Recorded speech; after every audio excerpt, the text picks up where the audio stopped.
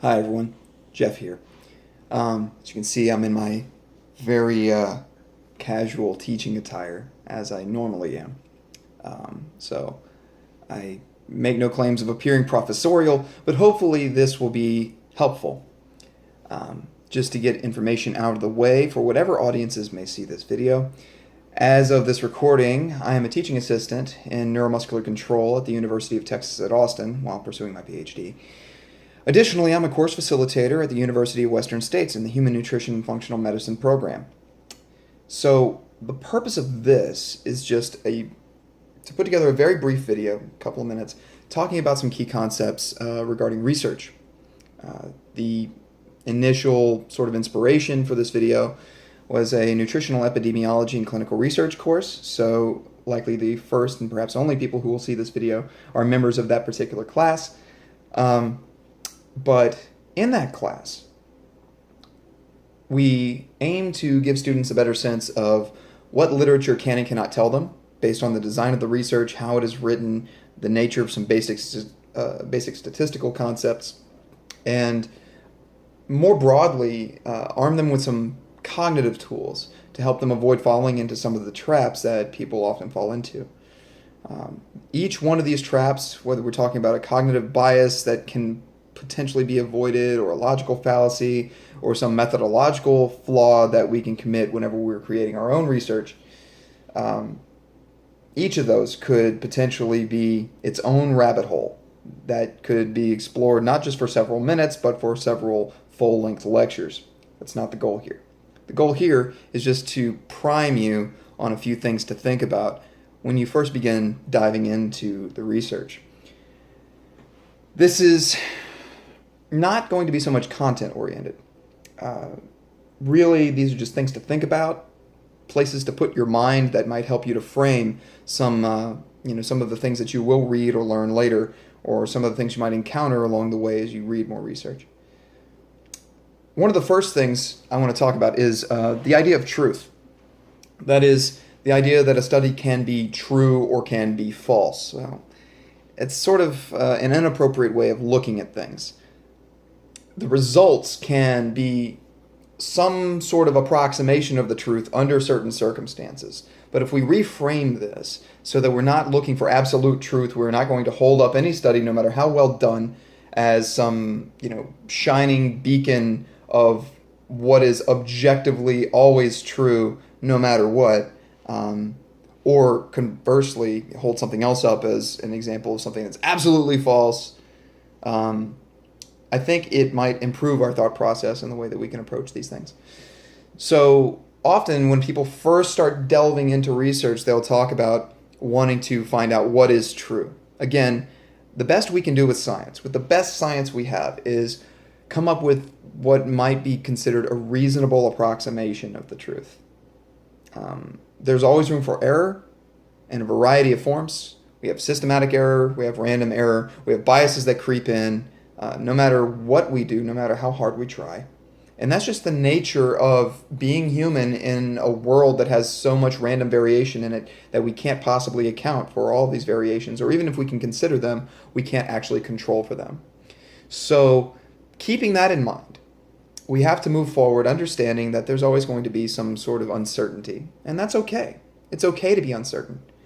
And that actually kind of brings me into the next notion, which is this idea of skepticism and what it means to be a skeptic, at least in my mind. So this is my opinion. I'm not trying to say I'm the final arbiter of what this should or should not be, but hopefully this gives you some reasonably useful food for thought.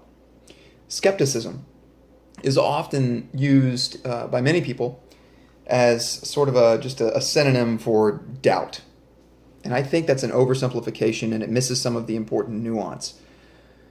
While it is true that being skeptical of a claim means that you do not believe a claim unless sufficient evidence is presented, it does not mean that you just ignore evidence. It does not mean that you deny the existence of a thing or the veracity of a claim when there is some reasonable evidence, perhaps compelling evidence, to suggest that it is true or that this is a real phenomenon.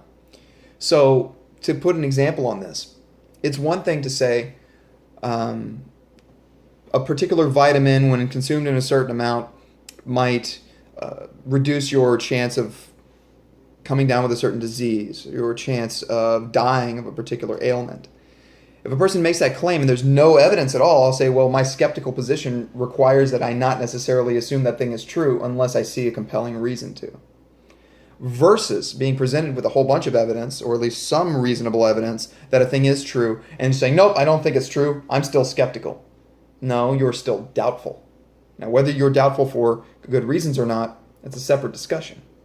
But I think that delicate difference there between skepticism and simple doubt should be brought out and discussed and thought about from the outset. Piggybacking off of that, why are you reading research in the first place? Are you reading it because you want to confirm a bias that you are already bringing to the table? Do you have a set of beliefs that you want to reinforce? As hopefully a competent and reasonably objective, as much as a human can be, consumer of the research, of the scientific literature, and of evidence in general, one has to try their best not to have a belief and then look at all of the evidence through the lens of whether or not it agrees with that belief. Too often, people look at things backwards. They have a belief and then they try to fit the evidence to it, instead of looking at all the evidence and then fitting their beliefs to the evidence. That is going to be a continuing theme in the class. That should be a continuing theme for anybody who considers themselves evidence-based. Too often that phrase evidence-based gets tossed around, and I think that it does a disservice to the discussion in general, and it does a disservice to people who are truly basing their conclusions, their positions, and their practices on sound scientific evidence. When everybody uses the term evidence-based, or that uses that phrase to label themselves, it kind of becomes meaningless. It's like slapping Acme on your brand and claiming that that somehow gives you legitimacy. So think about that. Are you doubting a thing, or are you truly a skeptic who's trying to reasonably follow where the evidence goes? Are you going into the research, are you wading into the literature because you want to prove yourself right? Or do you just want to find out what is right? There's an important distinction between those two. And that brings me to the final point that I'm going to talk about right now, and then I will cover other things in subsequent videos if there's demand for it. And that is this. Be wrong. Be wrong all the time. And what I mean by that is embrace your ignorance. We all should do this. Doesn't mean remain ignorant. It means acknowledge when we are ignorant. Because if we already think we know something, it's very hard to change our position. It's very hard to learn about a thing if you already think you know everything about it. I go through life, or at least I try to. I'm human. I make plenty of mistakes. I try to go through life encouraging people to tell me when I'm mistaken about something. I don't want to be mistaken. I don't want to hold an incorrect belief for a moment longer than I have to. So if somebody has evidence to prove me wrong, or if not wrong, to help me refine my understanding of a subject, I want to see it. I want to hear it. I want to hear that argument. I want to have the discussion. Always challenge your assumptions. If you take any course on epidemiology or on research methods, on the scientific method, on skepticism, on logic, practical argumentation, etc., any of these, one of the driving motivations, I think, and one of the overriding themes should be challenging the assumptions that we make. In the context of nutrition, of health, it's, is this thing that I think is good for me actually good for me? Is this thing that I've always thought is bad actually bad?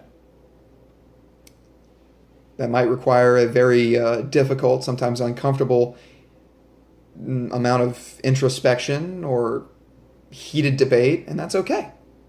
That's part of the process. So look for those holes in your knowledge. Look for those gaps in understanding. Look for those opportunities to expose assumptions that are built on shaky premises.